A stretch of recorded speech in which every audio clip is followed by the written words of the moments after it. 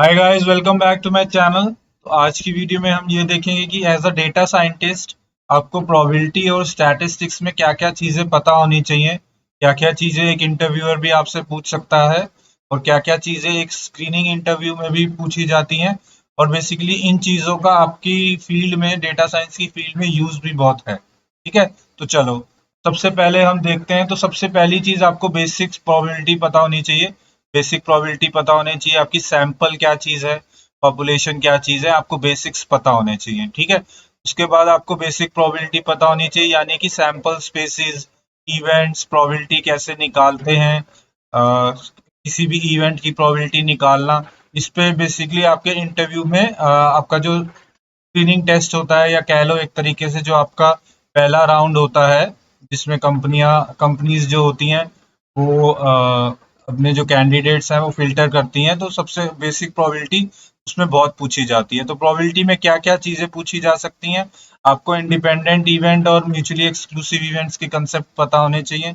आपको conditional probability पता होनी चाहिए। कंडीशनल प्रोबेबिलिटी जब मैं बोल रहा हूँ तो इसका मतलब आपको इसके कोई क्वेश्चन आ जाए, क्वेश्चन आ जाए तो वो क्वेश्चन सॉल्व करना आना चाहिए। बेस थ्योरम, ये बेस थ्योरम पे 100% जनरली इंटरव्यू में एक या दो क्वेश्चन होते हैं। ठीक है, तो ये कंडीशनल प्रोबेबिलिटी और बेस थ्योरम ऑलमोस्ट एक जैसे होती है, थोड़ी सी डेरिवेशन चेंज होती है। तो ये आपको चीजें आनी चाहिए। ये दो सबसे इंपॉर्टेंट टॉपिक है as compare for the interviews also, and even for the machine learning algorithm में भी ये जो कंडीशनल प्रोबेबिलिटी है, इसका बहुत ज़्यादा कंसेप्ट यूज होता है। तो इनके बेसिक्स आपके क्लियर होने चाहिए।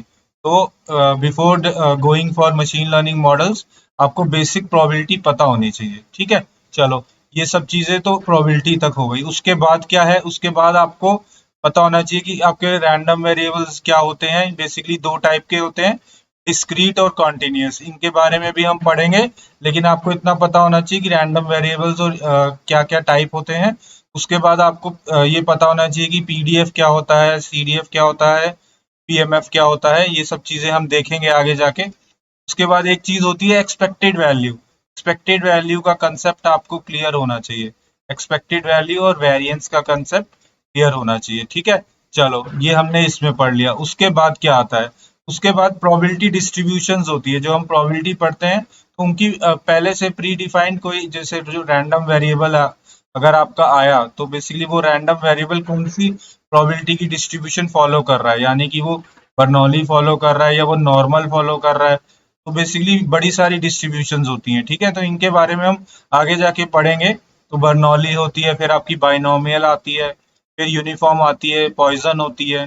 सबका आपको थोड़ा थोड़ा बेसिक आइडिया होना चाहिए। ठीक है, सबका आपको बेसिक आइडिया होना चाहिए कि ये क्या है, और बेसिकली इनका पीडीएफ कैसा दिखता है, इनका सीडीएफ कैसा दिखता है। इनको आपको बेसिक आइडिया सबके होने चाहिए। ठीक है, उसके बाद एक कंसेप्ट होता है स्क्यूनेस का। स्क्यूनेस यानी कि होती है कि जैसे आपका अगर कोई ग्राफ है, आपका इस टाइप का ग्राफ है, तो ये बेसिकली स्क्यूड ग्राफ है। ये बेसिकली स्क्यूड ग्राफ है, ये राइट स्क्यूड है, यानी कि ये टेल इसकी राइट में है। ये अगर इस टाइप का ग्राफ है, अगर इस टाइप का ग्राफ है, जैसे इस टाइप का, तो ये लेफ्ट स्क्यूड है, क्योंकि ये टेल लेफ्ट में है। टेल लेफ्ट में है, तो इस तरह के ग्राफ, स्क्यूनेस और कर्टोसिस के बारे में, इन दो कंसेप्ट को हम अच्छे से पढ़ेंगे। ठीक है, चलो उसके बाद ये हो गया बेसिकली प्रोबेबिलिटी के बारे में। उसके बाद एक और चीज आती है, शायद मैंने यहाँ लिखी नहीं, आपको कोरिलेशन। कोरिलेशन और कोरिलेशन कोरिलेशन के कंसेप्ट्स पढ़ने बहुत जरूरी हैं। कोरिलेशन हो गया आपका, पियर्सन कोरिलेशन हो गया। ठीक है, पियर्सन कोरिलेशन हो गया। उसके बाद और बड़े सारे आते हैं, एक और होते हैं, स्पीयरमैन होता है। बड़े सारे होते हैं, हम इनके कंसेप्ट भी आगे जाके आपको वीडियोस में मिलेंगे। तो ये कोरिलेशन का कंसेप्ट पढ़ने बहुत जरूरी है। ठीक है, चलो एक तो ये हो गया। उसके बाद ये जो टॉपिक्स हैं, ये बेसिकली स्टैट्स में आ जाते हैं। ठीक है, ये बेसिक स्टैट्स में आ जाते हैं। बेसिक स्टैट्स में तो मैंने यहाँ वो लिखा नहीं, मीन मीडियन ये सब मैंने लिखा नहीं। ये सब तो ऑब्वियसली आपको पता होना चाहिए। मीन, मीडियन, वेरिएंस हो गया आपका, मूड हो गया, मूड क्या होता है। ये सारी चीजें तो बेसिक्स ही हैं। ये सब आपको ऑब्वियसली पता होनी चाहिए। ये सारी चीजें मैंने यहाँ लिखी नहीं है। ठीक है, इनके आपको बेसिक्स पता होने चाहिए कि ये कैसे निकलते हैं। आपका आई क्यू आर, आपका परसेंटाइल्स, ठीक है, आई क्यू आर, परसेंटाइल्स, ये सब चीजें आपको पता होनी चाहिए। ठीक है, चलो उसके बाद स्टैट्स में और क्या कंसेप्ट आपको आने चाहिए, तो एक कंसेप्ट होता है सीएलटी का, CLT and sampling distribution main concept है। ये जो सीएलटी है ना, ये CLT is one of the most important topics in stats. CLT जो है one of the most important topics है स्टैट्स में, ठीक है। तो ये तो सबसे ज्यादा आपको 100% इसका आइडिया होना चाहिए एज अ डेटा साइंटिस्ट, ठीक है।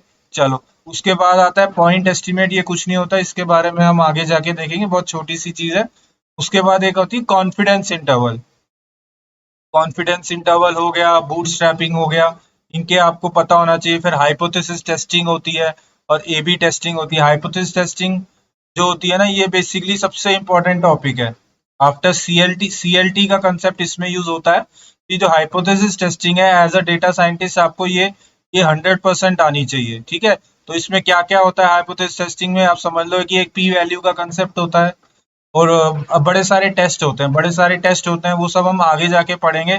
कौन कौन से टेस्ट पढ़ेंगे, हम जी टेस्ट पढ़ेंगे, हम टी टेस्ट पढ़ेंगे, हम जेड प्रोपोर्शन टेस्ट पढ़ेंगे, हम काई स्क्वायर टेस्ट पढ़ेंगे, हम एनोवा टेस्ट पढ़ेंगे। हम इन सब का ये बेसिकली आप ये समझ लो, ये जो 5 टेस्ट है ना, ये पहले बहुत यूज होते थे।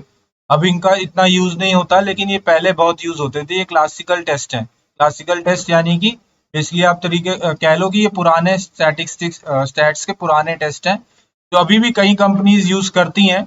लेकिन इनका बेसिकली अब क्या होता है, ये बेसिकली पहले बहुत ज्यादा यूज होते थे। अब जो यूज होता है वो होता है परम्यूटेशन रीसैम्पलिंग टेस्ट, ठीक है। हम इसके बारे में भी पढ़ेंगे, हम बूटस्ट्रैपिंग का भी कंसेप्ट पढ़ेंगे। तो ये मैंने सीरीज बना रहा हूँ, ये प्रोबेबिलिटी एंड स्टैट्स की।